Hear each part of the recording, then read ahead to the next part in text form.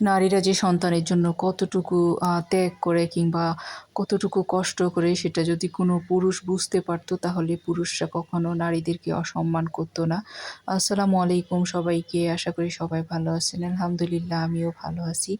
এই যে দেখতে পাচ্ছেন আমি চলে এসেছি ফারিস্তা মামুনিকে নিয়ে পার্লারে। এটা ছিল গতকাল রাতের। যেহেতু অনেক বেশি গরম এসে গিয়েছে, তাছাড়া হচ্ছে লোডশেডিং দেখা যাচ্ছে যে ১২ ঘন্টা মধ্যে ১০ ঘন্টায় কারেন্ট থাকে না, এরকম অবস্থা। সামনে আরও গরম আসলে তো পরিস্থিতি আরও ভয়াবহ হয়ে যাবে। যার জন্য ভাবলাম ফারিস্তার চুলগুলো একটু কেটে দিয়ে আসি, স্কুলও খুলে যাবে। যেহেতু স্কুল থেকে আসতে, আসতে অনেক বেশি দেরি হয়ে যায়, তখন দেখা যায় যে তাদের গোসল করলে অনেক সময় ঠান্ডা লেগে যায় চুল থেকে। এদিকে একজন আপু মেহেদি পড়ছিলেন, তাকেও একটু ভিডিও করে নিলাম। সে কিন্তু বলেছিল ভিডিও করার জন্য, সেই সুবাদে করা আরকি। যাই হোক, এরপরে ফারিস্তাকে বসিয়ে দিয়েছি। দেখতে পাচ্ছেন ফারিস্তার চুল এতটুকু হয়েছে, কিন্তু তার চুলটা আসলে অনেক বেশি কার্লি আর একটু ঘন হওয়ার কারণে হচ্ছে চুলটা শুকাতে চায় না, হেয়ার ড্রাই করাতে হয়। এই গরমের সময় কিন্তু হেয়ার ড্রাইটা তার ক্ষতি হয়ে যাবে। যার জন্য ভাবলাম চুলটা একটু কাটায় আসি।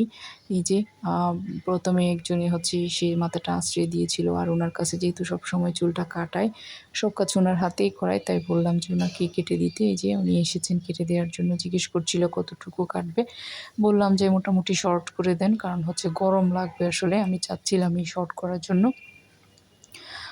যাই হোক, এদিকে তাকে হচ্ছে চুল কেটে দিচ্ছি। অপরদিকে আরেকজন এসছে হচ্ছে চুল শ্যাম্পু করার জন্য। তার যেহেতু চুল অনেক বেশি লম্বা, এই যে দেখেন তার মা তাকে নিয়ে এসেছে। তার বাবার শখ যে তার চুল লম্বা করবে, কিন্তু সেই লম্বা চুলটার পরিচর্যা যে কীভাবে করতে হয় সেটা তো তার বাবা জানে না। তার মাকেই সবকিছু আসলে করতে হয়। এটাই হচ্ছে একজন মায়ের আসলে ত্যাগ। এই যে চুলগুলা সেগুলা কিন্তু এসে পার্লারে শ্যাম্পু করাতে হয়, হেয়ার ড্রাই করাতে হয়। সে হচ্ছে সপ্তাহে ১ বার গোসল করে, মাথা ধুই আরকি। কারণ মাথা প্রতিদিন ধুতে গেলে সে নিজে মুছতে পারে না। মা অফিস করে, যেদিন অফিস বন্ধ থাকে সেদিন তাকে চুলটা হচ্ছে শুকিয়ে দেয়, তাকে গোসল করিয়ে দেয়।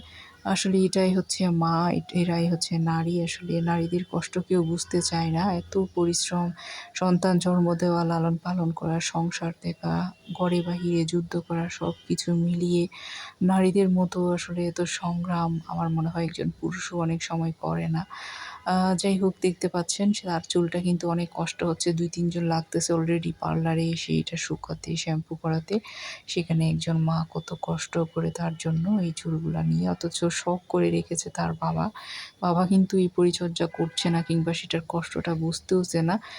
যাই হোক, এদিকে কথা বলতে, বলতে ফারিস্তা মামুনির চুল কিন্তু মোটামুটি কাটা হয়ে গিয়েছে।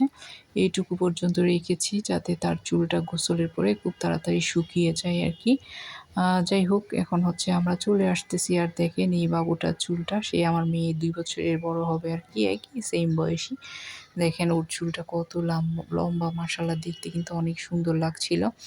এরপরে আরকি জাস্ট চুলের আগাটা কেটে দিয়েছে ফারিস্তা মামুনিকে। এখন ৳৪০০ বলেছিল। আমি বললাম যে ৳৩৫০ রাখেন। যেহেতু পরিচিত, আসলে পরিচিত হলেও কোনো লাভ নেই। যার যেই প্রাপ্য সেটা তো রাখবে, সেটা দিয়েও দিই।